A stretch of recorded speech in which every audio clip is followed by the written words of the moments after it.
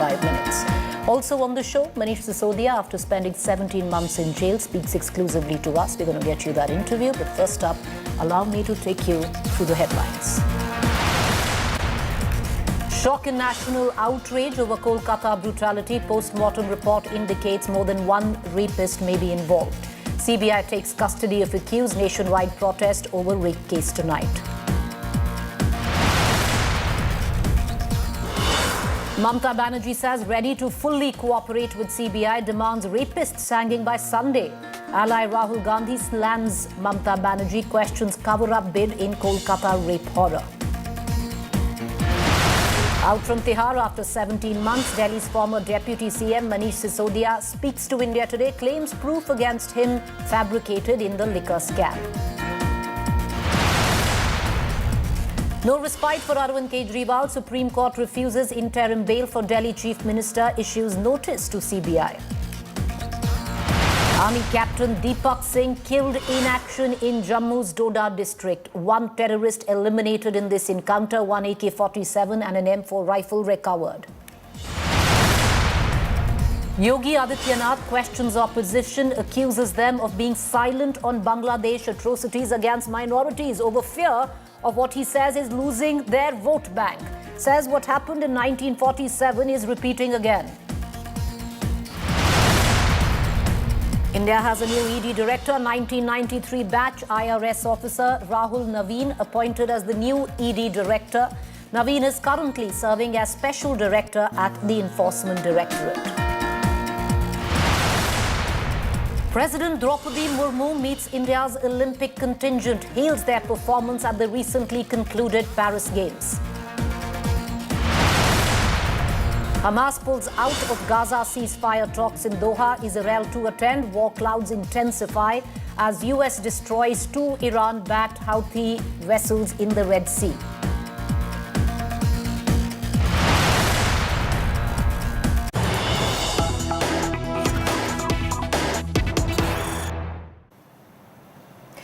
The West Bengal government has been facing the heat over the last 3 days for what many deem is not timely action in the brutal rape, possibly gang rape and murder of a 31-year-old junior doctor. Mamata Banerjee, the West Bengal chief minister, a short while ago has reacted. She said, I want the rapist to be hanged, will cooperate fully with the CBI and monitored case the entire night when I heard of it. Mamata Banerjee will now lead a TMC protest on August 17th. Reclaim the night protest to be held tonight. Mamata Banerjee, a short while ago, gave that statement saying that she wants the rapists to be hanged, or that lone rapist, at least right now, the accused, to be hanged.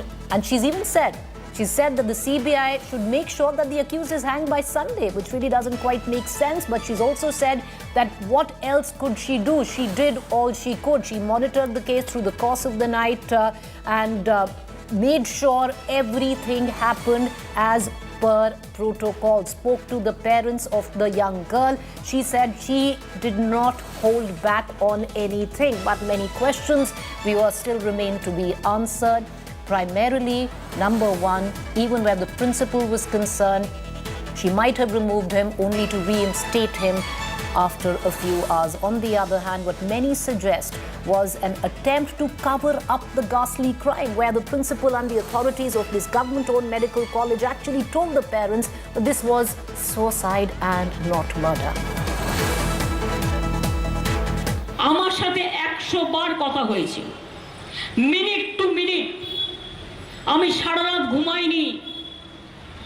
আমার সাথে police commissioner রাত 2টো পর্যন্ত কথা বলেছেন, এমনকি তার dead body যতক্ষণ cremation না হয়েছে পুলিশ এসকর্ট করে ডেড বডি নিয়ে গেছে এবং সারা রাত জেগে তারা সিসিটিভি থেকে শুরু করে জুডিশিয়াল ম্যাজিস্ট্রেট ডাকা থেকে শুরু করে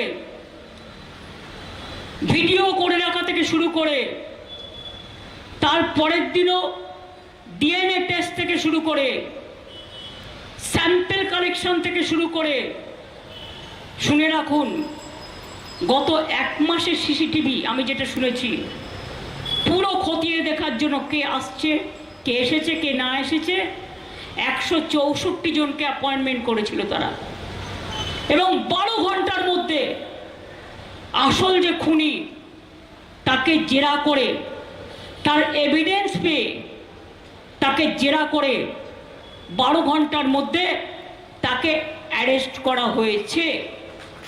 এবং যারা এই ব্যাপারটা প্রতিবাদ করছেন, রাজনৈতিক চক্রান্তে না গিয়ে, রাজনীতিক ছোবলে কামড় না দিয়ে, সঠিক অর্থে ফাঁসি হোক দোষীদের, এবং আগামী রবিবারের মধ্যে সিবিআইকে ফাঁসির ব্যবস্থা করতে হবে এবং পুরোপুরি তদন্ত উদ্ঘাটিত করতে হবে, যদিও আমাদের কলকাতা পুলিশ তদন্তের 90% করে দিয়েছে।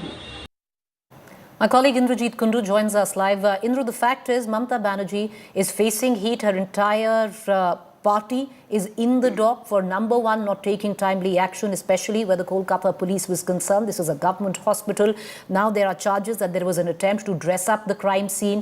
Number three, the sheer fact that the principal and the authorities in the beginning, prima facie, lied to the parents and actually said that this was suicide. Number four, the sheer fact that the principal might have been removed only to be reinstated in a few hours at an equally prestigious, reputed medical college and hospital. She's facing the heat. Now she's trying to fight back. What's the latest? Well, that's right. It seems this entire incident, the administration has miscalculated the entire rage. There was massive outrage, massive rage, and the way they handled it could have been much more better. And specifically, certain instances like reinstatement of the principal, that's not gone down well with anyone, with any sector. And we've seen there is rift within the Trinamool Congress as well. Trinamool Congress Rajya Sabha MP Shukendru Sekhar Roy, he sat on a protest dharna in Kolkata today, and he was categorical in his in what he said. He said that this incident, this one incident, has tarnished Kolkata's image, because Kolkata so far had retained this fantastic record of being the safest city in the country as far as NCRB data is concerned. That gets demolished with this incident. There has been widespread condemnation cutting across party lines. Trinamool Congress MP and superstar Dev, he went on record on social media to condemn the incident. Prosenjit, Aparna Sen was there out yesterday. So there is a seething anger across all sections of the society. In that scenario, the Mamata Banerjee administration was left with no other option but to not just condemn, but be proactive in their steps. And the police, in fact, did manage to grab hold of the main suspect within 12 hours. But what has created some sort of a rage is the fact that Chief Minister was seen backing the principal, under whose this heinous crime has taken place. Indra, let me ask you this question, because you've been tracking this case. What's been the build-up to it and what's going on behind the scene. What made the West Bengal government actually back a principal who lied to the bereaved parents of a 31-year-old junior doctor who was raped and murdered? Why lie to her? A, to say that this was suicide, and number two, to reinstate that same man within hours of accepting his resignation. Well, Preeti, that's anybody's guess. At this point in time, we are yet to hear as to why exactly Mamata Banerjee administration has backed this principal. But we have been given to understand by students' bodies, by students who are protesting right now, is that the principal is deeply connected with the ruling Trinamool Congress, that he has quite a bit of clout within the party. And that's precisely the reason why he held on to his position at Arjikar Medical College, even all this while, even though there were several allegations of impropriety against him, financial and otherwise. And then he was quickly reinstated to another prestigious, equally prestigious medical college. But he could not, join office, because when he was supposed to go yesterday, there were raging protests that were happening at that office, and the students opposed. Trinamool Congress leaders, to senior leaders, went there to pacify the students, saying that he should be allowed to join. Why? All these are not good signals. Indra, let me ask you one more question. Why is it that right now the interim principal of the medical college in question, where this rape and murder took place, is the PRO of the health minister in the government?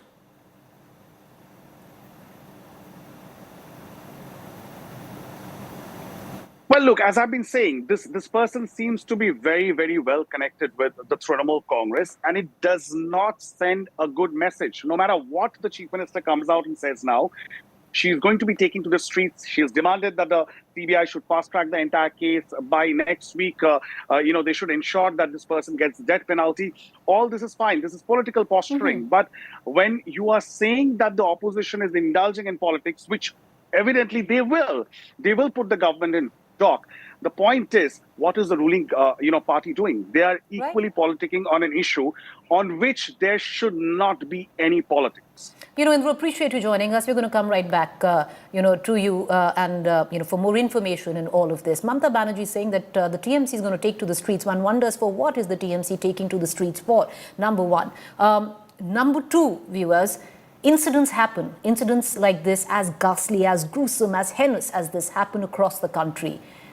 Most times, you understand on how a government deals with that particular incident. And that is where you decide whether the government's done a good job or not. Till now, the West Bengal government in this particular case has done a shoddy job, and that has to be accepted. On the other front, where everyone says, why politicize the incident? The fact is, why not politicize the incident? That's their job. If they're not going to politicize this incident, the opposition, what good are they? They're supposed to politicize this for what they've been representing the people for.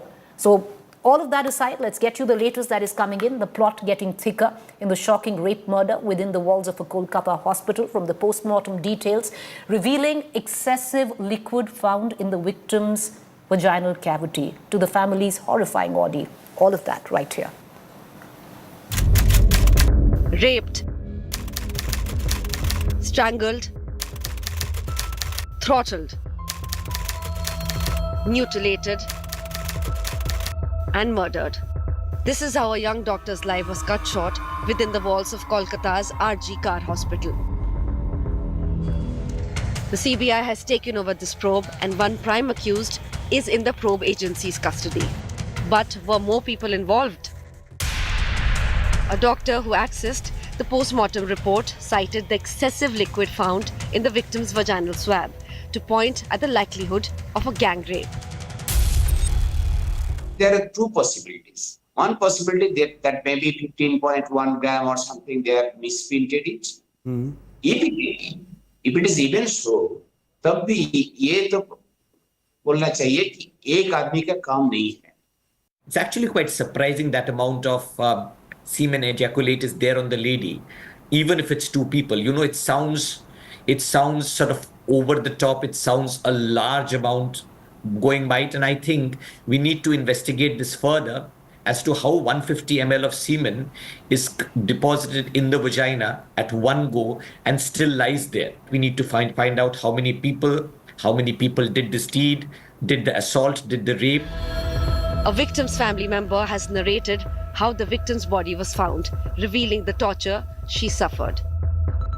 मेरी लड़की ने suicide कर दिया है, ये खबर आई है hospital से. मैंने कहा सुसाइड किसने कहा, कैसे? बोले नहीं, उन्होंने कहा कि ये सुसाइड हुआ है. एक पेरेंट्स जिनकी बच्ची 31 इयर्स ओल्ड की ऐसी खत्म हो जाती है, उनको 3 घंटा खड़ा रखा, और ये दोनों हस्बैंड वाइफ अंदर जाते हैं सेमिनार रूम में, और ये पापा अपने dead body of the girl जिसके मुंह में खून था फोटो खींच के लाके मुझे दिखाते हैं. उन बच्ची का शरीर में कोई कपड़ा नहीं था, पैर दोनों राइट एंगल में मिला गया. राइट एंगल में एक पांव बेड के इस तरफ, एक पांव बेड के इस तरफ मिला गया. जब तक पेल्विक गर्डल नहीं टूटता है, चश्मे को कूटा गया, जिसके वजह से आंखों से खून निकल गया. गले में गला दबाकर मारा गया. The plot is thickening in the Kolkata murder rape horror. India Today accessed first images of the crime scene. This is the seminar hall where the victim was brutally raped and murdered. A renovation sanctioned just opposite the crime scene has raised more eyebrows. जो institution में ये काम हुआ है वो कर्तृपक्ष आकर FIR नहीं launch करेगा और प्रोटेस्ट रिनोवेशन का ऑर्डर देगा, it is very ground of suspicious and also court में जो ऑर्डर कोर्ट ने ऑलरेडी बोला है कि it is the very ground of suspicion regarding the higher authorities. The big question remains, were there more perpetrators involved? And if there were, who is shielding whom? Bureau Report, India Today. Because I don't blame anyone who's stunned and numbed by what the kin and the relative of this 31-year-old young girl said and what she had been through, at least in the state. Her body was found. Sometimes you have to hear and rehear what she went through for it to burn into your memory space to register that this shouldn't happen again till something else hits us in the face, because we forget. 150 grams right now, what we know, 150 grams of liquid was found in her vaginal cavity. Are we still to believe that there was only one accused in this entire rape and murder case? What does it mean for the Mamata Banerjee government? Let's cut across right now to our panelists this evening. Joining me, Shikha Mukherjee, political commentator, Saira Shah Halim, women rights activist, Dr. Sarish Roy, senior resident, protesting doctor, Riju Datta, TMC spokesperson, Sanju Verma, BJP national spokesperson. I'd like to cut across first to Dr. Roy, senior resident, protesting doctor still. Dr. Roy, Mamata Banerjee shortly given out a statement saying that she wants the accused to be hanged. Strangely, she says as early as Sunday, understanding, I'm sure, the due process and protocol of law. She says she's going to take to the streets, and importantly, she says, Dr. Roy, that the West Bengal government did everything that they could. Do you believe her?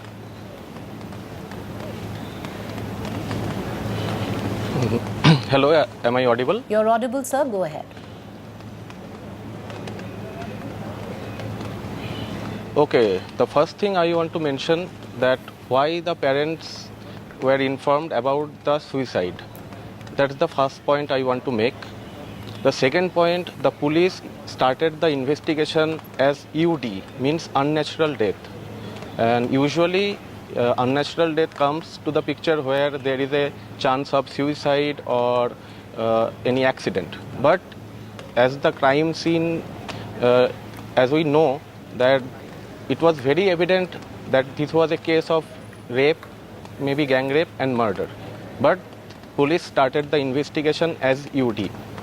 From the very beginning, they tried to hide the facts and mislead everything.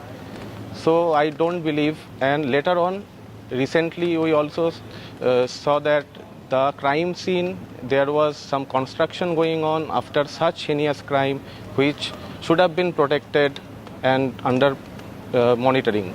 So I don't believe that the intention of the case or for the solution, the intention was not right, and there may be something fishy, and maybe the government or the administration is trying to hide anything or someone. Dr. Roy, tell me something. You're a resident doctor yourself. With at least what is coming to light now, 150 grams of semen in her vaginal cavity, the pelvic area completely crushed, the pelvic girdle possibly broken. All of this, does it point out to the accused being definitely more than one? Yes, definitely. 150, it's too much. It's for, and I didn't see the postmortem report, but I saw the injury report. And from the injury report and the nature of death and all these specifics about the amount of the fluid that is collected, it is very evident that there were multiple people involved. This was not possible by a single person. This is very evident and very clear. That's why we need a fair investigation so that real culprits must be hanged. This is also our demand. I completely agree with our Honorable Chief Minister that the culprits must be hanged, and the real Dr. Roy, the Chief Minister has also said... We need the real heads, not the headphone theory. All right. Dr. Roy, you and your colleagues, and understandably, with what has happened, are still protesting. Now, the Chief Minister has urged you doctors to go back and return to work as you're needed as doctors. Are you going to heed to that plea by the Chief Minister asking you to return back to work, number one. Number two, if not, what is the end? What are you looking at now? When will you end your protest?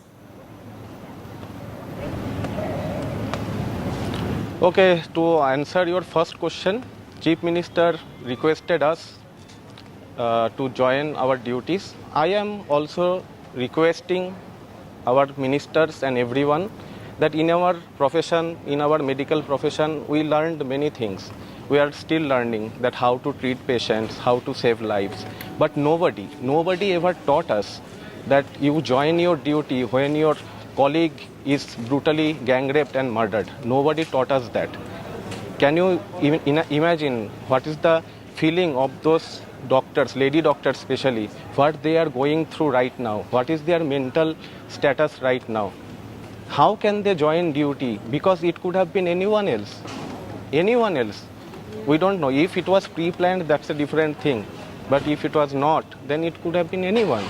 And not only doctors, if not only, there are female patients, sisters, and everyone in the world.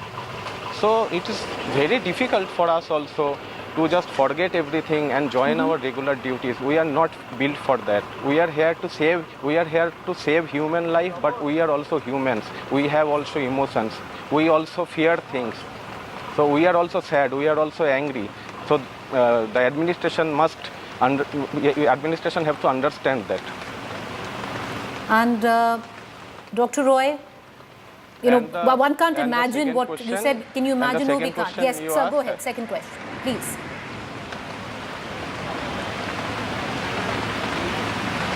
Yeah, and about the protest, there is a resident doctor association across all colleges are doing regular meetings. Members from each and every college of West Bengal are joining this protest, and anonymously we are taking decisions. So next we will wait for 48 hours and let's see what CBI comes up. And it is our urge to the CBI to give us frequent press release or what are the updates about the investigations, what are going on right now. So let's see, and whatever decision the Resident Doctor Association or the RDA takes, we will carry forward that in all over West Bengal. Well, I appreciate, Dr. Roy, that you joined us. I just want to cut across to our political panelists this evening. Shikha Mukherjee, before I go across to the spokespersons of political parties, I want to ask you, optics-wise, perception-wise, for a chief minister who's always championed women's rights, for a political party which has a number of very strong-willed, vocal, women who've always spoken up when, there is a question concerning the rights of women and women empowerment. Today, strangely silent. If the party could turn around and call Sandesh Khali a political conspiracy, this is no political conspiracy, Shikha Mukherjee. Do you see this possibly the biggest test for Mamata Banerjee, which she seemingly, optics-wise, perception-wise, is failing? There have been multiple tests for Mamata Banerjee, and she's managed to overcome all of them. She's managed to sort of leap over the problems that have occurred. She's leapt over her own utterly insensitive statements when she talked about there was a lady who was raped in a car, gang raped in a moving car, after she left a nightclub in Park Street years ago. And her reaction to that was, it was a staged incident. So she has managed to weather all of that. This, I think, is one incident where the outrage at Calcutta, the outrage across Bengal, has continued to build instead of abate. And that, I think, is the most significant thing that I'm seeing from what is happening here.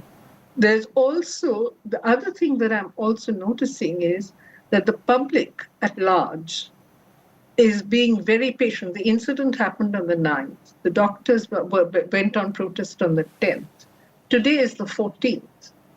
After 4 days, the public is being very patient in waiting for the doctors to come back to work. This is unusual in Bengal. People generally tend to demand that the doctors come back to work, the outdoors are fully functional, etc. People are waiting. In other words, there is a very, very large base of people who are challenging Mamata Banerjee's assertions that the police did its best. They're questioning Mamata Banerjee's commitment to getting things done. They're also saying, in their own way, that women perhaps are not as safe as they would have liked them to be in Bengal. Now, these are very serious problems that Mamata Banerjee is facing. And these are real problems. She knows it. That is why she's hitting the streets on the 17th in a bid to try and put herself where the public is. Right. I don't know whether that's going to cut ice with the public. No. All right. Okay. Riju Datta, I want to bring you in, and let's talk politics now. Why shouldn't this be politicized? It's the damn job of politicians to politicize something like this, Riju Datta, wouldn't you think? It was your right to politicize Hathras, and you should have at that point of time. It's the right of the BJP to politicize this with whatever has gone down in West Bengal. So to say, because I'm just quoting your leader, Mamata Banerjee, to say that we should not politicize it, we should politicize it. Because that's one good thing that politicians do when they politicize something like this. Yeah, BJP and the opposition political parties in Bengal, they have the right to do politics. That is their democratic right. But there is a difference, Preeti. You cannot compare apples to oranges. In the Arjikor horrific crime and the heinous crime that has been committed in Arjikor Medical Hospital, from day one, the Chief Minister has been on ground. She has spoken to the family members. From day one, she has been talking about an independent probe. Within 24 hours, the primary accused is nabbed. And the case she wanted to give to CBI, but the High Court gave it 2 days earlier. But when you talk about other places where Trinamool has gone, like you will say Trinamool, why did Trinamool send their delegation to Hathras then? You also politicize. But in Hathras, if you remember, the dead body of the victim was not found. It was burnt by the UP police. Here, in presence of the parents, in presence of a district magistrate, the victim's body was postmortem. If that would have been done in Bengal, everything would have been gone astray. The bottom line here is this. Rather than mudslinging, whataboutery and all this nonsense, I want to make two very important points. First, I am outraged the most. And the only other person who is outraged the most probably... Riju Datta, I know I'm coming in. I hate to do this and I rarely ever do it. Before you express your outrage and the points that you're outraged on, allow me a rebuttal. Answer these three questions for me. You said Mamata Banerjee wanted to give the case to the CBI. No, she did not want to give the case to the CBI. Quote unquote, Mamata Banerjee had said that I'm going to wait till Sunday. If the police doesn't crack the case, then I will give it to the CBI. So it's not 2 days, it's a good 6 days before that the case was handed over to the CBI. Number one. Number two, I want to ask you, Riju Datta, why is it that the principal of this medical college, who anyway had charges of corruption against him, was removed because the students wanted him to be removed, only to be reinstated in an equally prestigious medical college hours later? Then, to be asked to be removed by the High Court.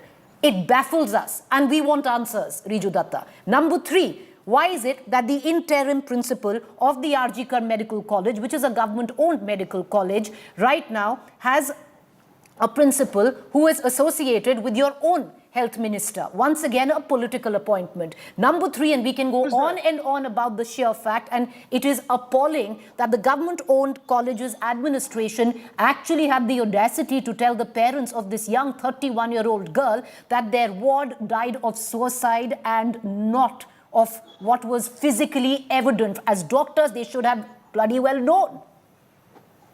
Okay, thank you. You asked me four very pointed and questions, and doubtfully so. I'll answer them one by one, each and every one. Number one, you said why 7 days? The resident doctor from Arjikor is here. When the postmortem was done, and the postmortem report is only available to the family members, to the Calcutta High Court and to the Calcutta Police, and nobody else. We only have the inquest report. The postmortem was videotaped in presence of a district magistrate, and swab samples were taken from the victim's body, anal swabs, vaginal swabs, even nipple swabs, and the blood was collected from the primary accused, this Sanjay Roy, this animal, and it has been sent for DNA mapping. So everything cannot be. So she wanted the investigation to unfold. She never said that, that nothing will happen. Point number one. Point number two, this principal Shondeep Ghosh, I am not here to defend him. The protesting students of RG demanded, their first demand was remove the hospital authority or the college authority because they have failed us. So the Trinamool Congress or the ruling government removed the NSVP, the principal, the HOD chest medicine, and they also removed the ACP of the local jurisdiction. Every one of them were removed. They were not sacked from their job. They were removed to be posted somewhere else. But the National Medical College students even protested, and the High Court intervened. We are not here to talk about him or defend him in any way. Third question you asked, that this new principle is somewhere related to the health minister. It is news to me. I do not know. But you also have to understand that every doctor in this nation also goes and casts their vote. So every doctor in this nation has some political affiliation or the other, or some political ideological belief. I'm not going to fine. Let's not. Okay, I want to bring in Sanju Verma into this conversation. Let me answer your questions. You answered them at the best of what you did, Riju Datta. What else do you need to answer? Tell me. Tell me. What is it that you want to answer? Let me 10 seconds. 10 seconds. One thing I want to make. I want to make a big comment. Just 10 more seconds because Sanjuji comes in. Can I get 10 more seconds? 10 more seconds. Sir, go ahead. Make your point. Preeti, hello? Thank you so much. The only thing I want to say here... Well, sir, it's strange sometimes at irony, and it all comes together because we've lost you. We've lost your internet connection. Sanju Verma, I want to bring you in on this because in midst of all of this, there's nothing wrong in politicizing the event. You very well should politicize with what has gone down in Kolkata. The question I want to ask you, Sanju Verma, is to ask for the resignation of the Chief Minister. If it didn't happen during Hathras, Prayagraj or, Unnao, why ask for a resignation when you didn't allow a resignation on your own? Preeti, first and foremost, let me make this very clear. Can this type of an incident happen, in any state, BJP, non-BJP, TMC ruled, Congress ruled? Let's be honest, yes. Because, there is a mindset in India that needs to be changed. That is precisely what is not happening. And we as civilians need to do more than ever before. That is precisely the reason you see that every 51 minutes, there is one rape in India. But this is not about statistics. I will come to the politics bit of it, certainly. But I first want to share this with your audience. These are the 11 women MPs from Lok Sabha of the TMC. Kakoli Dastidar, Shatabdi Roy, Pratima Mandal, Mala Roy, Sajda Ahmed, Mahua Moitra, Mitali Bagh, Sayoni Ghosh, Rachna Banerjee, June Malla, Sharmila Sarkar. I'm not even talking about Rajya Sabha MPs like Sushmita Deb and Sagarika Ghosh. My simple point is this. You have 11 women MPs. The TMC takes pride in saying that, West Bengal is the one state which sends the maximum number of women MPs to the Lok Sabha. Today I want to ask, why is it that a Kakoli Dastidar, why is it that a Sagarika Ghosh, why is it that a Mahua Moitra, why is it that a Sayoni Ghosh, why are these people silent? They have not even bothered to shed crocodile tears. I have done a zillion debates on various channels, including yours. I have been asked pointed questions about Manipur. I have been asked pointed questions about Brij Bhushan. I have been asked pointed questions about Unnao and Hathras. And I have always maintained one thing. There are certain things which are above politics, and safety of women is one of them.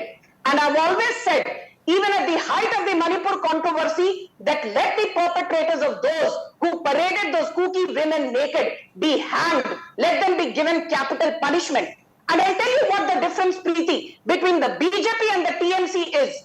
The TMC is still trying to whitewash what is one of the most horrific gang rapes and murders of this decade. I will just read out from the Kolkata High Court judgment, and I know that you've discussed this over and over again. but it has still not sunk in. And I just want to, in 20 seconds, read this out. This is not Narendra Modi or Amit Shah or JP Nadda or Sanju Verma reading out statements or doffing stuff off their hat. This is what the acting Chief Justice of Kolkata High Court said. No man is above law. How did he step down and then be rewarded with another responsibility? When he says he, the acting Chief Justice refers to Sandeep Ghosh. Then the acting Chief Justice says, if a doctor will not show empathy, who will? And then the acting Chief Justice says, is it true that the condition in which the body was found was gruesome, but the state registered a suicide case? And then the acting Chief Justice asks this, and I have still not received an answer. I've been on so many debates with TMC panelists. Why is it that Professor Sandeep Ghosh, under whose long and incompetent nose the horrifying gang rape of a 31-year-old happened, why has the Lal Bazar police station not yet interrogated Sandeep Ghosh? Question number one. Question number two. Is it not true that the case was handed over to CBI only at the behest of the Kolkata High Court? Had it been left to Mamata Banerjee, she would have tried every trick in the book to not give it to CBI.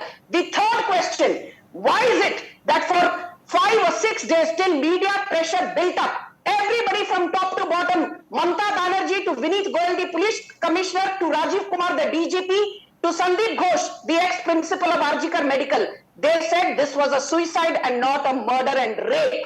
Right. I want to ask a simple question. Okay. Is this not I'll come back to you, sir. Allow me, I will come back to you. Whitewashing? No, my last point is this. Yes, my make your last point. He spoke for 3-4 minutes. Ma'am, you've spoken more right now. Go ahead, make your point. Can I just finish in 20 seconds? Yes, crime happened in Manipur. Yes, crime happened in Hathras, in Unnao. But what I find appalling is that there is a deliberate, willful, coordinated effort under the aegis of the Chief Minister, Mamata Banerjee, who's also the Home Minister, who's also the de facto Health Minister, to cover this horrifying brutality. Okay, I'll come. I just want to bring in Saira Shah Halim, and I'll come back to you for a rebuttal, Riju Datta, because you are on the hot seat today. And Saira Shah Halim, you know, you're a women rights activist before you became and bloodied into politics. The question I want to ask you, one can hide behind the fig leaf and say that as per the NCRB data, West Bengal, Kolkata, when it comes to crimes against women, is actually the bottom 4 where the country is. You could possibly have touted that and said, reveled in that a few days ago before this. How do you see the handling of the situation? So, good evening. So, let me tell you, the handling of this case has been very shoddy, whether it's been by the police establishment, whether it's been by the government. Now, let's look at the sequence of events. This body, of the doctor was discovered at 11:30, on the 9th. However, the incident took place between 3 a.m. and 6 p.m. So I want to ask, between 3 a.m. and 6 p.m. and post that, 6 a.m. till about 11:30, you mean nobody in the hospital, nobody knew what was happening in a room? I mean, what is wrong or what is amiss with the security arrangement where such a big incident has happened? You mean there was no noise, there was no trigger, there was no alarm? Again, very shocking. Secondly, why was the hospital in such a frantic hurry to declare it as a suicide? Even the police declared it as a suicide. Now, apparently the doctor who died was victim shamed by the principal. Instead of taking, the perpetrators of this crime to task, why does a woman in the country have to be constantly victim shamed? What was she doing hanging around at night? What was she doing there? Why was she wearing short clothes? In 2012, when the Park Street rape incident happened, Mamata Banerjee, her stand, this is a Sajano Ghatna, or rather this is theatrical, setup rape. So I think it's very shameful when women CMs, who have sent so many MPs to the parliament, go around and totally brush away such incidents. Now, it's taken 34 hours to find, a so-called political recruit this man, seems to be is a political recruit. And I think it's time that we, do a full inquiry and understand, like, who is the main. It's been, We're having a problem with your know, idea, Saira. We're going to try and correct it. We can barely hear you. Riju Datta, enough questions asked. Yes, go ahead. You wanted to come in. Give me the courtesy of time, Preeti. I have to answer. Ms. Shaira Shah Halim made a lot of comments. I'm not going to go into those comments. She was the candidate for CPIM from Jadavpur, but here she is as a women activist. No, she's coming in capacity of... No. Riju Datta, she's coming in the capacity of spokesperson of the left, not as a women rights activist. No, but your channel does not show that. Your channel All right, does we'll not just show correct that. it. So, okay, yeah. So my, can I, Ma'am, let's not, the deal is today, let's try and avoid what is a regular, sadly, political debate on television channels. So yes, unfortunately, I did not want to do this, but sometimes I have to give these harsh replies that the party she belongs to. Many years ago in Bantola, there was a gang rape of Dr. Anita Diwan, where a torch was found inserted in her genitals. And then the then left Chief Minister Jyoti Basu said, "Aisa to hota rehta hai." So please, it's very rich coming from the left. Anyways, coming to Sanjuji, some pertinent questions have been asked here. If Sanjuji categorically said, the Calcutta Police DGP Commissioner said that it was a suicide. I am saying it on record. The Calcutta Police has even put out a tweet. It is absolute false. The parents of the deceased have clarified that this call that her daughter has committed suicide has not come from the police. So first. Secondly, she said 11 of our female women MPs have not made a comment. I think because she's so busy with shows today, she has not seen the Twitter. All of our MPs have in unison condemned this heinous crime. And when the chairperson of the party herself is condemning it, it does not make sense that everybody talks about it, but all our MPs have done. But one thing I want to bring to the knowledge of Sanjuji is, I'll come to you, ma'am, I'll come to you. Which is very surprising, that the Prime Minister of the country, Shri Narendra Modi, and the Home Minister of the country, Shri Amit Shah, has not made a single comment on this incident. You know why, Preeti? Nowhere on social media or anywhere else. You know why? Because they know the stature they come from, that the investigation was done by the book. That's why BJP spokesperson can shout on TV, but the Prime Minister and Home Minister has not opened their mouth. Third, can I finish? Sanjuji, let me finish, please, and then you can come in. Third, two very important points where I got cut last time. Trinamool Congress, everybody on the panel, irrespective of political affiliation, and everyone in this country wants two things: justice for the victim and the culprits to be hanged as soon as possible. Point number one. But the main thing that I want to tell you today to your viewers is that in Calcutta, there is a protest where the women are protesting, but under the garb of that protest, to milk this heinous crime, BJP and CPM in cahoots are trying to make a... I need to come in now, Preeti. In Bengal.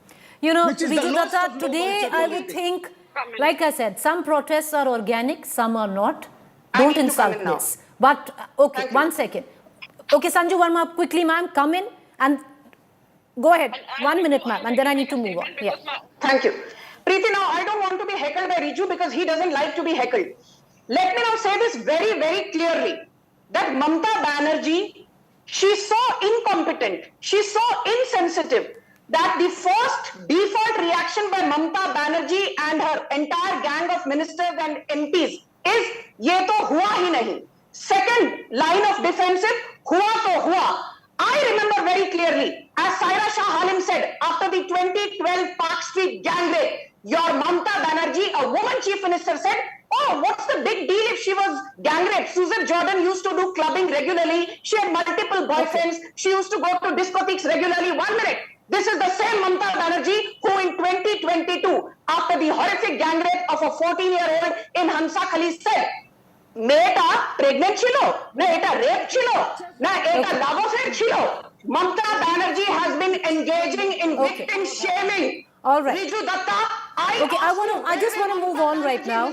You know, the fact is, did Mamata Banerjee say ye nahi hua? No, she didn't. She accepted the crime. What we have been debating is the handling of it. Saira Shah Halim, the fact is we can't hear you. There's a problem with your audio. Your voice is scrambled. I would have liked to have you, but I can't hear you. I just want to cut across, get final comments. I want to go back to Shikha Mukherjee. Shikha Mukherjee, sometimes, and we saw it in Delhi, you see one protest which turns into something so big that you can't turn the tide then. And that happened with Sheila Dikshit with Nirbhaya. Do you see that kind of momentum on ground here? I'm waiting to see it, but today was an eye-opener. There has been, and as you said, you interrupted yourself. There are some things which are organic. Today, the way in which the protests have spontaneously taken place, people have passed on the message, they have decided where they're going to meet, and instead of 3 or 4 locations, it is all across the city, it's all across the districts. This is a spontaneous reaction. People are fed up with the issue of 2 things, and I've been very clear on this. One, that they are fed up of any kind of cover-up anymore. They're fed up of excuses. They're fed up of a police on which they cannot rely. The fact that everybody wanted a CBI inquiry, the court was just the last and final word on it.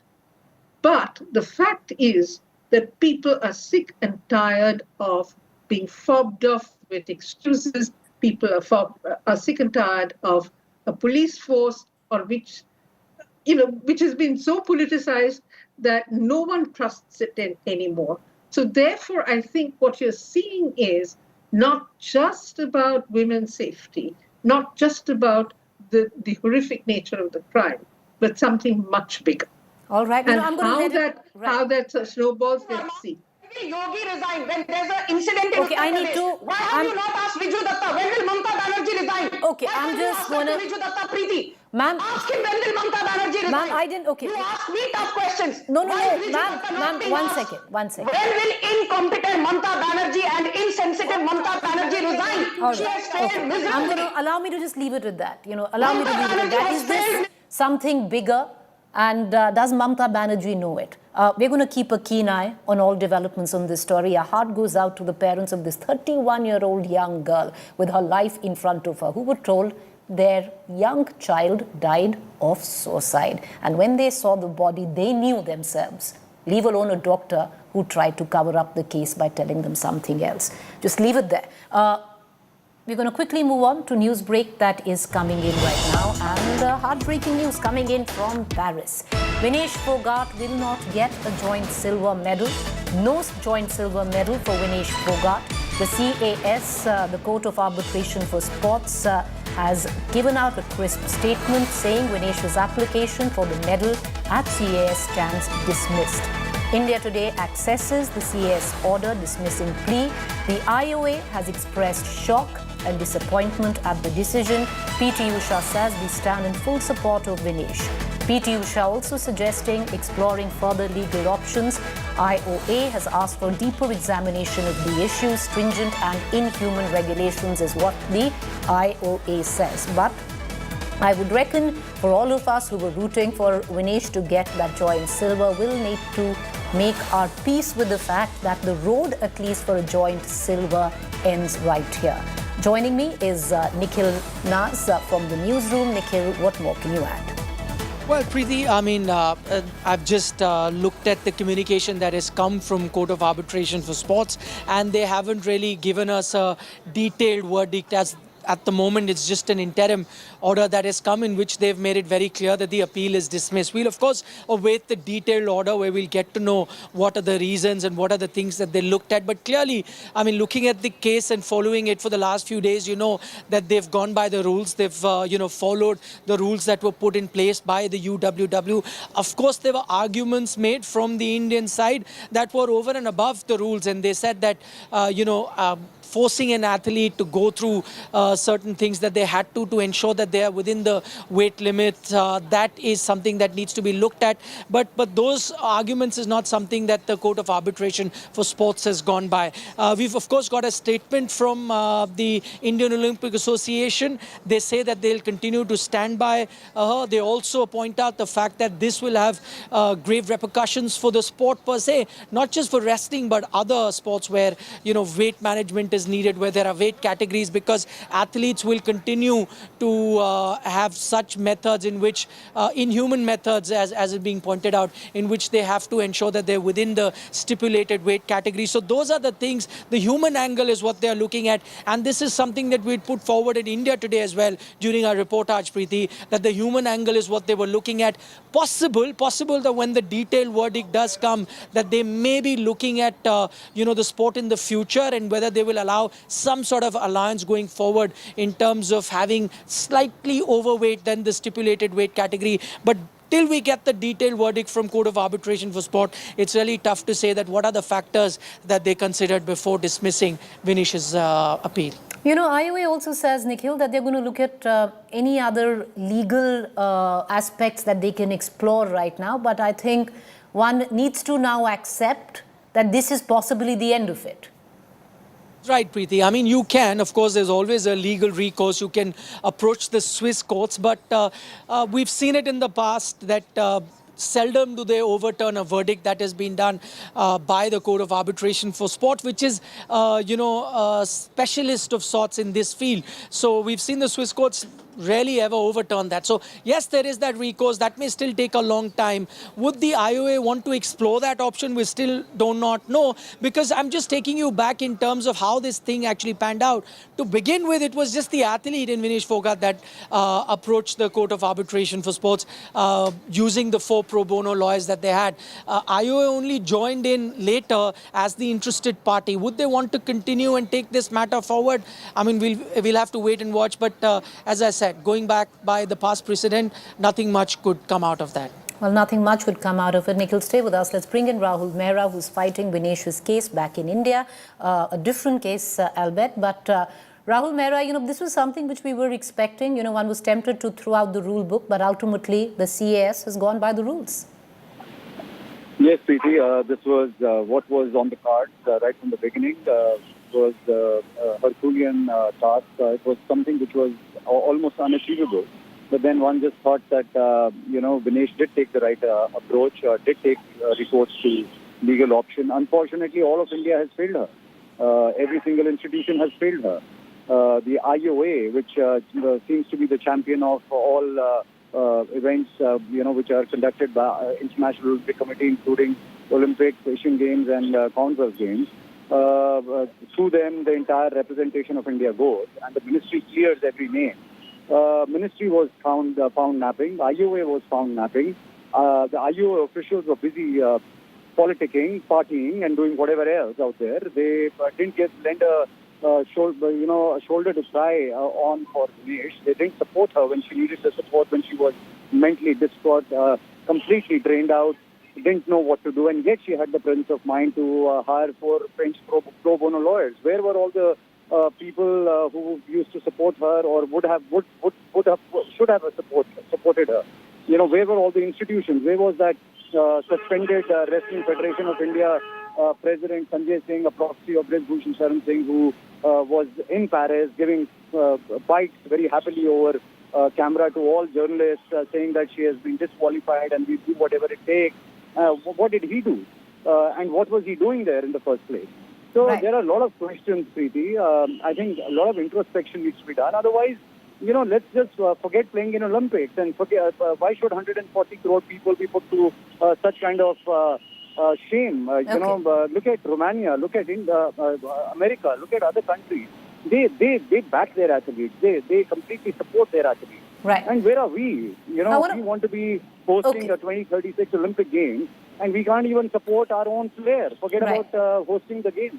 I just have a minute, and I want to bring in Nikhil Naz back into this conversation. And Nikhil, the question now is, Vinesh has been in Paris. She's been hoping that she gets that joint silver. That hasn't quite happened. Tomorrow you'll have the Prime Minister felicitating all, felicitating all the Olympians. She's going to be missing from that picture. When does she return? Well, what we're getting to hear now is, Preeti, that she's returning on the 17th morning. So probably she had scheduled her return flight based on, that other deadline that they had set earlier of 16th, 6 p.m. Paris time. And so probably she thought after that verdict is out, she will be coming back on the 17th. That's the last information we got 2 hours ago, that 17th is when she's getting to India. But now that, the verdict has come well before that deadline of 16th, we do not know whether she'll change her plans and get here a bit earlier. But 17th, as of now, we are expecting her to be reaching India. All right, so 17th was the time when she's going to be reaching India. Will she reschedule her flight? We'll keep you updated. Thank you, Nikhil, for joining us getting us, sadly, this heartbreaking news that has come in from Paris. Heartbreak for Vinesh and possibly 1 billion Indian hearts there. But that is the beauty of sports. Sometimes you've just got to take it on the chin. The silver lining to Vinesh's Olympic storm denied, but what a storm she brewed in Olympics. Hats off to that. Thank you for joining us. Up next is Gaurav Saab.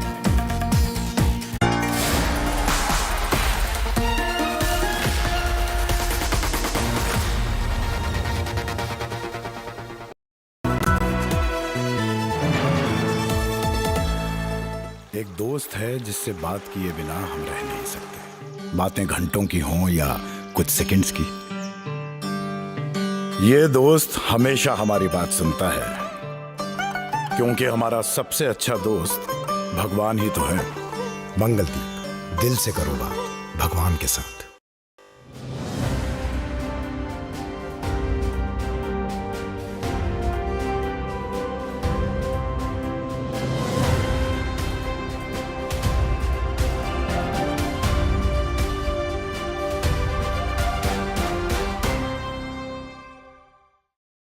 Motorola Razr 50 Ultra comes with Google Gemini.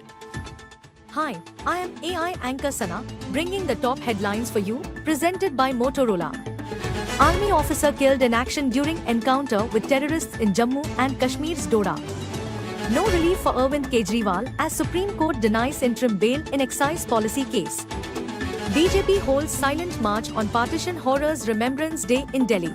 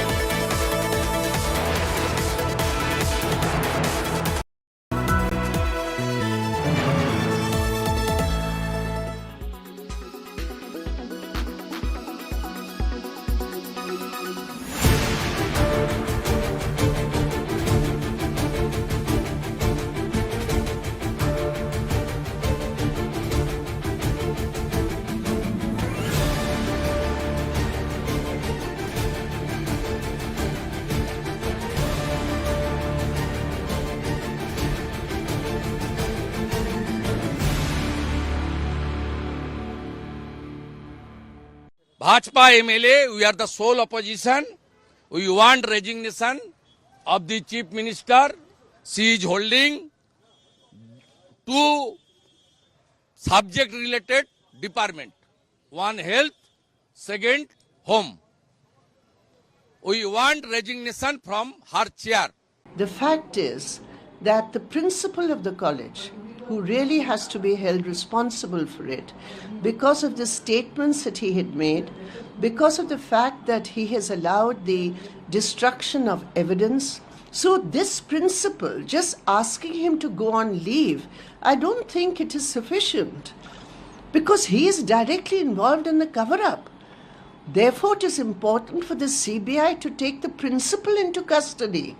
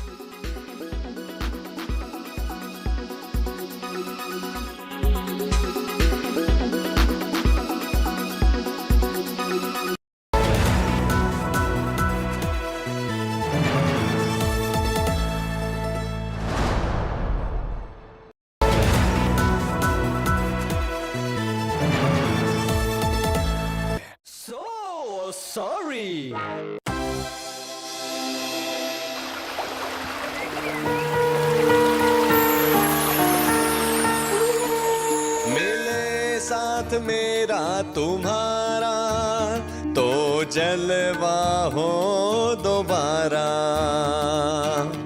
UP में कानून की जय हो, mafia डर डर कर रहे। Paper leak भी होने ना पाए, ऐसी व्यवस्था करें। मिले साथ मेरा तुम्हारा।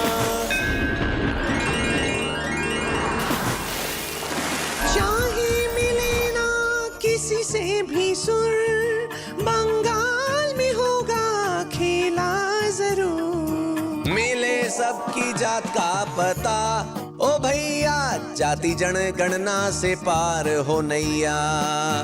अपनी दोस्ती बनी रहे तो महायुति भी मजबूत रहे। टकरावों की बात ना हो, प्यार हो हल्के हल्के। मियां हम लोगों का एक ही नारा, बना रहे भाईचारा। मिले सुर मेरा तुम्हारा, मिले सुर मेरा तुम्हारा, तो देश चमके हमारा, तो देश बने ये न्यारा।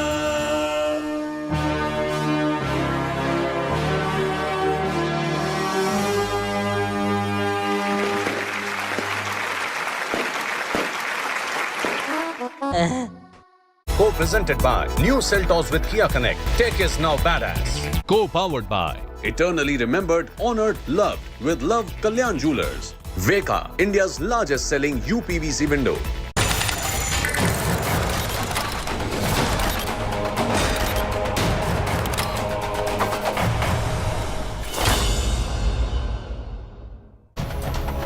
Good evening, you're watching India First. I'm Gaurav Sawant. There is a major counter-terror operation that's currently underway in the forest of Doda in Jammu and Kashmir.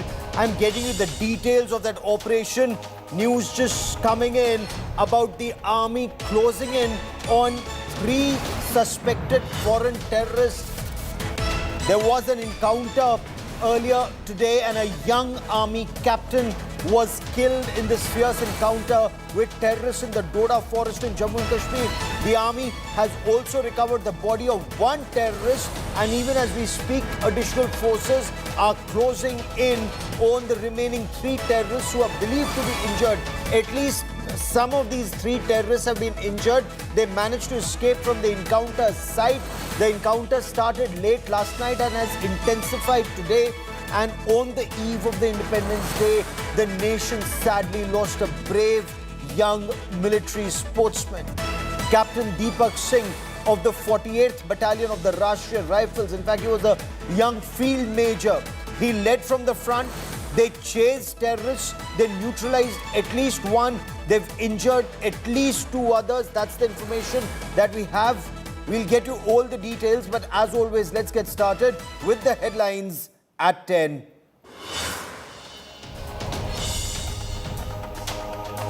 Shock and anger across the country over Kolkata hospital brutality. Postmortem report of the young lady doctor indicates more than 1 rapist may have been involved. CBI takes custody of the accused. Nationwide protests over the rape and alleged cover-up.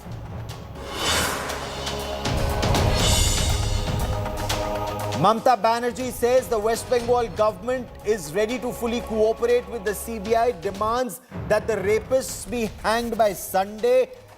India Bloc alliance partner Rahul Gandhi slams Mamata Banerjee, questions the cover-up bid in Kolkata rape case.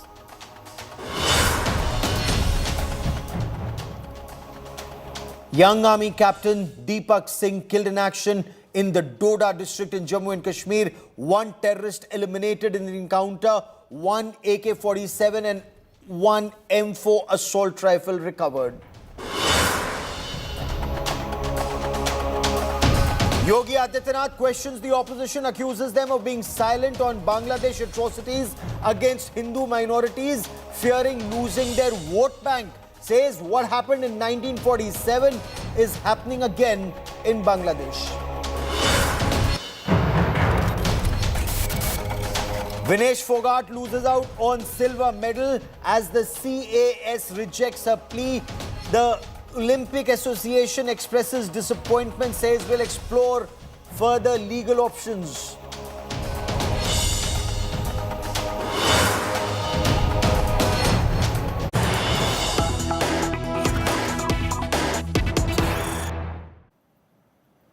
The Indian Army, based on specific intelligence inputs about the movement of 3 to 4 terrorists in the Doda sector in Jammu and Kashmir, mounted an operation late last night.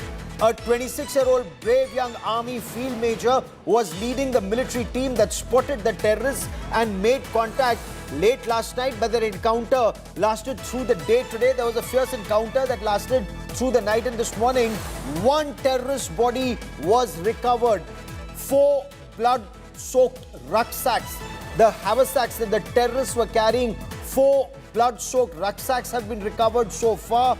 An M4 assault rifle, that's an American-made assault rifle, has been recovered. An AK-47 series rifle has also been recovered, along with other warlike stores from the encounter site. And these are very dense forests. It's a hilly area, but very dense forest, where the input was that these terrorists were hiding close to a river. As the army team closed in, the terrorists opened fire. The army returned fire. Now they've actually increased the area under cordon right now as the hunt continues for the second night for these terrorists. The weapon, the night sight and the warlike stores that the terrorists were carrying, remember there have been some major recoveries. Now this gives an idea of the kind of weapons, ammunition and the kind of training that terrorists have access to. I quickly want to cut across to India Today's Shiv Arur, joining me with the latest on the operations that are currently underway. Shiv, what more can you tell us about this brave young field major Deepak Singh, and also about the encounter that I believe is still on? The cordon is on for the second night now. Gaurav, Captain Deepak Singh, 26 years old, a field major leading from the front, someone who was, a part of the scout team in this operation, looking for these terrorists who were, not in sight. They were, they were very well hidden in one of the thickest jungles in the Asar area of Doda. You and I have both traveled there, reported from there as well. So you and I both know about the terrain here. Very, very difficult, many hiding places. And it was here that Captain Deepak, the young Captain Deepak, led from the front, made sure he was pinning down those terrorists with continuous fire while trying to protect his men, providing cover fire, providing leadership, even in that very, very difficult situation. Unfortunately, because there was more than one terrorist, they were able to, gain that advantage. They also apparently had some kind of a height advantage, and he suffered 3 gunshot wounds. He bled to death. He did not, he was not killed in action immediately. He survived. He was made of very, very strong stuff. We know that he was hugely physically fit, a sports person par excellence, someone who was very, very keen on keeping himself extremely fit. He made that one of the most important things in his life. So as we remember Captain Deepak at this time, let's also remember that one terrorist has been killed. At least 3 others are being hunted for. Even as we speak, the Doda operation continues. And considering the kinds of weapons that have been recovered, Gaurav, night sights, M4 carbines, other kinds of equipment, it seems pretty clear that these were commando-style terrorists. Whether or not it was a bat team, we don't know that yet. But a very clear, deep involvement of the Pakistan Army, we can go ahead and say that's already apparent. Oh, absolutely. Shiv, keep tracking that story. I will come back to you for more. Lieutenant General Syed Hasnain joins me on the special broadcast. The General has served very extensively on either side of the Pir Panjal ranges, and we'll talk to him about these operations. But for the benefit of viewers who are joining us, I want to give you an overview of the operations that are taking place in Jammu and Kashmir and why terror suddenly is bleeding India south of Pir Panjal ranges. There have been 9 attacks in the past 2 months alone. Now, 14th of August is this encounter that we are talking about. 1 officer killed in action, 1 terrorist neutralized. Then, remember just 5 days earlier, 10th of August, there was an encounter in Anantnag. That was north of Pir Panjal. So that's the Kashmir area north of Pir Panjal. 4 soldiers were killed in action and 4 were injured. 27th of July, again I'm taking you now north of Pir Panjal to Kupwara in North Kashmir. Another encounter and we lost a brave heart. Let me bring you down south of Pir Panjal to Rajouri. And Rajouri a little in the hinterland, in the depth area, but that Punch-Rajouri belt south of Pir Panjal near the line of control, there was another encounter. We lost a soldier. On the 15th of July, there was another encounter in this area, Doda, where we lost 3 Jawans, 1 officer and 1 policeman. Then you'd recall 9th of July, Katwa encounter. We lost 5 braves in that encounter. 13th of June, that was the Gando incident. We lost a police officer. Then 12th of June, that was in the Chhatargala encounter. A Pakistani terrorist was killed there. The 9th of June, again, now this was the belt when intensification of operations were taking place. And terrorists, many said these are Pakistani terrorists. In Riyasi, they targeted Hindu pilgrims. So it's quite a systematic targeting that's taking place south of Pir Panjal. The list of fatalities also extremely, extremely high. And we'll show you the statistics. But I want to bring in General Hasnain for more on this. General Hasnain, a contact made, 1 terrorist killed, 4 blood-soaked red rucksacks recovered. If you were, as the co-commander who served extensively in this area, both north and south of Pir Panjal, what picture would you draw from this? See, first of all, Gaurav, my very deep regrets at this. The officer, Captain Deepak Singh, happens to be a regimental officer of mine. Yes. 48 RR is my regimental unit, and I deeply regret this. And you have eulogized him tremendously, there's no doubt. He was leading right from the front when he suffered this unnecessarily, the fatality which he suffered. Now, having said that, there's no doubt that for the 1st of August onwards, particularly, that's the demarcating line I'm saying. Okay. Before that, we've had a series of almost very, very negative encounters all along. Yes. I've been speaking to some of the people south of the Pir Panjal, and I learned now the Punch-Rajouri Thana Mandi area generally seems to be comparatively much more stable. There has been no encounter in this for a period of almost a month and a half. But it is this Doda, Riyasi and stretching eastwards, this is the area which is causing some worry. More troops have been added here. Fresh troops have been brought in here. It is natural that we are going to find many more encounters taking place. And I'm happy that encounters are taking place because the whole idea of operating proactively here is to ensure those encounters. The only thing is that we should not lose officers, we should not lose our men. Yes. And for that, it is important that we must continue to master our small-scale tactics. Our first 2 minutes of a contact, that's the time when we suffer casualties most of the time. Yes. If I was there at this time, and I'm sure all the commanders, very, very experienced commanders of the Indian Army, will be passing the same directions. Please be extremely careful of the first 2 minutes of the contact, because that is the time you are on the move, the terrorists are in hiding, and once that situation emanates, obviously they have the advantage for that period. You have to be extremely careful. You have to be extremely watchful. Intelligence, you have to launch these kind of operations essentially on generation of intelligence. Okay. These sporadic operations of the squadron and search type or the search and destroy operations don't usually lead to this kind of a positive encounter in our favor. So these are intelligence-based operations is what I've been told. But the kind of weapons that the terrorists have, the M4, the assault rifle, the night sights, the kind of sights terrorists are using, the military precision of their firing, the fire control that terrorists are displaying. What do you make of this? And again, all these encounters that have been taking place south of Pir Panjal, whether in Poonch, Rajouri, Thana Mandi belt, then it only indicates that the terrorists were earlier in the border belt. Now they're moving towards the hinterland in Doda and, Riyasi, Doda, God forbid. Next, they'll be hitting Kishtwar and then Anantnag in Srinagar, sir. Both, Gaurav, both in terms of human resources, they are definitely of a higher quality. And equipment-wise, I think what Pakistan has invested in is lesser numbers, although in this case, the Pir Panjal is abounding with about 40 to 50 terrorists.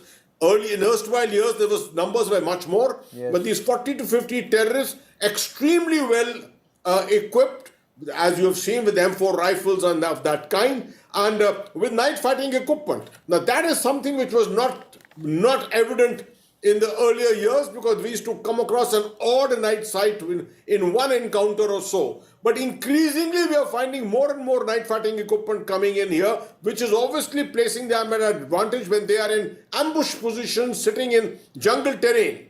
Obviously, we will have to neutralize this by more and more operations of ours, domination operations of ours, conducted at night, along with lots and lots of night fighting aids. We don't have any shortage of night fighting aids, I'm aware of this, but we have to gain proficiency in the training and in those aids, and with fresh troops coming in, Assam Rifles troops coming in, we will need to be very, very proficient in all these things. Sir, I want to understand this from you.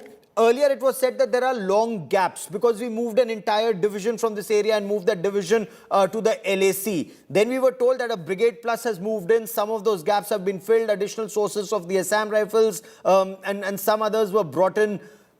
All of that has happened, yet encounters are taking place. In every encounter, the terrorist would have that advantage because he fires first. Is there something that the army can do, that the army has that advantage, that the army is able to spot and neutralize these terrorists? You need more drones in that area, more tactical drones in that area, something that needs to be done that would keep own casualties down. See, Gaurav, drones are helpful, no doubt. But the kind of vegetation cover which is there in these areas, in these kind of jungles, does not allow drones to be able to penetrate through them. The energy that the drones have normally do not give you that kind of an imprint to be able to give you hot spots where terrorists are holed up. One of the measures, of course, is that you have to do intelligence-generated operations which take you to specific hideouts and specific areas which you are confirmed, your information is confirmed for you. The second thing is, which a lot of people don't do, and that is what is called population control measures. Okay. Now, don't get me wrong, no one is looking for controlling the population of Jammu region. What we are saying, this is a terminology which the military uses, is called population control measures, in which the logistics, which is available to the terrorist cadres, has tremendous amount of restrictions placed on it, which means in that area there are control over the amount of resources which are coming in, which are being moved out. Cement, for example, food items, atta, dal, chawal, and that things of that kind which have to be stocked in the mountains for these terrorists to be able to sustain themselves for some time. The moment you start destroying hideouts, you may have in many of these operations, you may not find a terrorist, you may not kill a terrorist. But if you destroy 2 or 3 hideouts, burn up all the rations there, I can assure you, he is forced to come down. He's forced to come down to another area, a populated area, where you or your intelligence is going to get him. That's how we eliminated a very large number of terrorists in Kashmir way back in 2000, 2001, 2002 with the use of reserve formations which came in at that time to generate this kind of activity. More helicopters, can they be rushed in so that troops can mount precise of the moment you have intelligence? Instead of troops spending 8 hours climbing, use a helicopter, go higher than the terrorists, land, rappel down and then come down? Gaurav, you said it absolutely, and this is something that I have employed personally myself on the Pir Panjal. 4 to 6 Me 17 helicopters, even 4 Me 17 helicopters flying in. Instead of doing a search upwards, you're doing a search downwards. It's far, far more lucrative to be able to do a search downwards. Troops are fresh. Troops don't get tired. They can continue working. They can continue a cycle of operations for far longer. So that is the answer. There's no doubt about it. The problem is Something, if you remember, of Operation Sarp Vinesh. Yes. Sarp Vinesh 2003 started with the construction of Mi-17 helipads at the higher altitudes. Absolutely. Which is what gave us the greatest advantage. Now, this is something which we perhaps need to do once again if these operations are going to extend. And most likely they will, given the fact that the terror state in our neighborhood, this is its only bread and butter to be able to generate funds to kill people here. Sir, before I let you go in last 30 seconds, the overground workers, I believe one OGW has been taken into custody today. But in case these OGWs exist, then that information should be made public in a much bigger way, and perhaps the harshest possible action under law should be taken against these overground workers of terrorists, irrespective of their religion or political parties' affiliations. No doubts about that at all, and that's the role of the Jammu and Kashmir police. The SOG normally is very, very good at that. This is something we focused on tremendously in 15 Corps in Kashmir, and this is something which is very difficult in the case of 16 Corps, because 16 Corps operating areas are extensive, far and wide. They are not concentrated in urban areas the manner in which 15 Corps has got. So it is a major problem, but yes, overground worker networks is something which perhaps 16 Corps or the area south of Pir Panjal did not focus on for very long, because they generally a peaceful environment had been created almost 12 to 15 years ago. This is a kind of operations which they will have to enforce now to ensure that they have the same kind of achievements that we did in Kashmir. General Hasnain, we will continue to track developments on the story very closely, and this clearly is a warning to those who are, one, either prematurely declaring victory over terrorism south of Pir Panjal, two, calling for removal of the Armed Forces Special Powers Act in this declaration of premature victory over Pakistan, when the terror tap clearly is controlled by Pakistan. General Hasnain, for joining me here, many thanks. I now want to shift focus to the other big story we're tracking around India today, and that is the Uttar Pradesh Chief Minister Yogi Adityanath.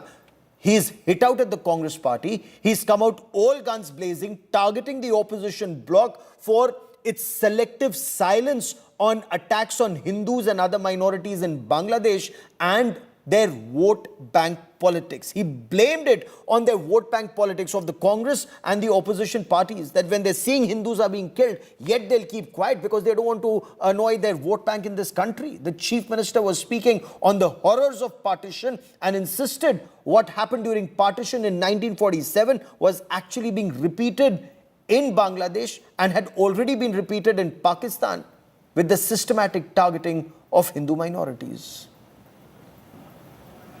उस समय 10 लाख हिंदू एक साथ काटे गए थे, हिंदू सिख सभी थे एक साथ काटे गए थे। उसी प्रकार की त्रासदी का दृश्य आज भी हम सबके सामने है। Strong words from Uttar Pradesh Chief Minister Yogi Adityanath recounting horrors of partition.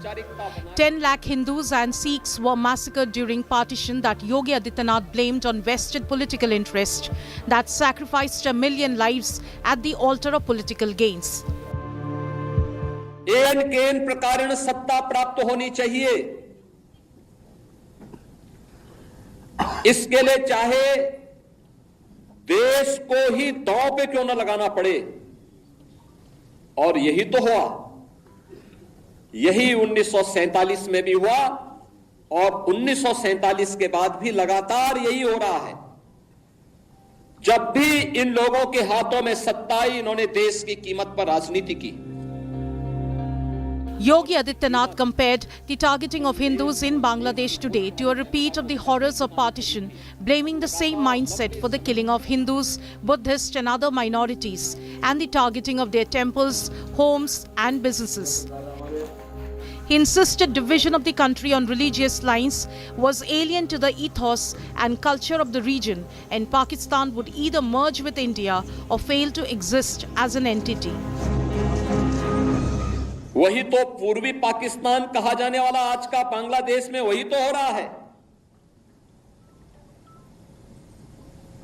उस समय 10 लाख हिंदू एक साथ काटे गए थे, हिंदू सिख सभी थे एक साथ काटे गए थे, और आज भी वही आगजनी, वही तोड़फोड़, वही लूटपाट, बहन और बेटियों के साथ वही अत्याचार, उसी प्रकार की त्रासदी का दृश्य आज भी हम सबके सामने है।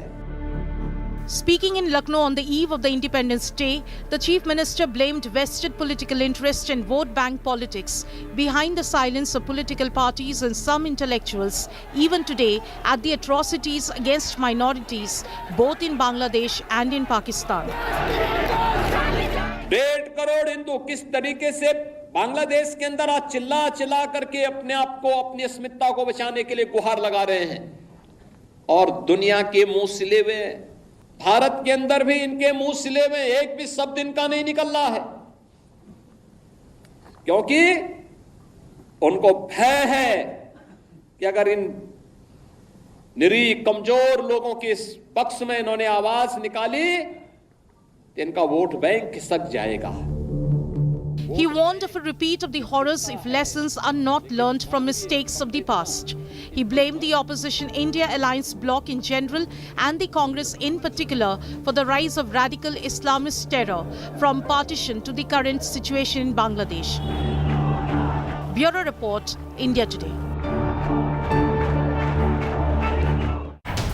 We'll track the story very closely. A quick break. News and updates continue on India Today. Stay with us.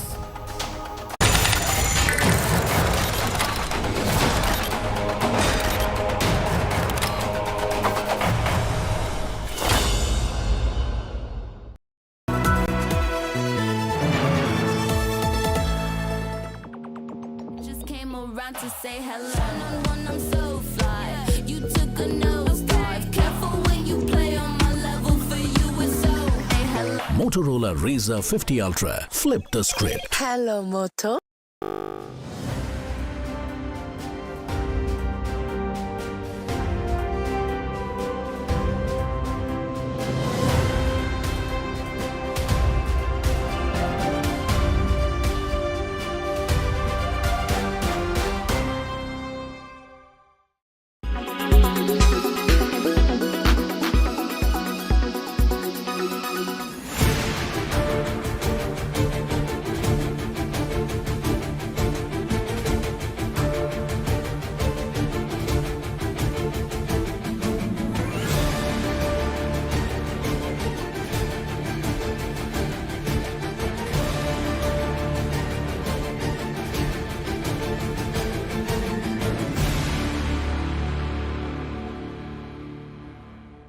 There's something sick about this, and certainly the criminal must be apprehended. I had read that the Chief Minister had given the police 1 week to solve the crime, and now it turns out the CBI has been roped in. If they have greater expertise and experience of all this, let them make their contribution. But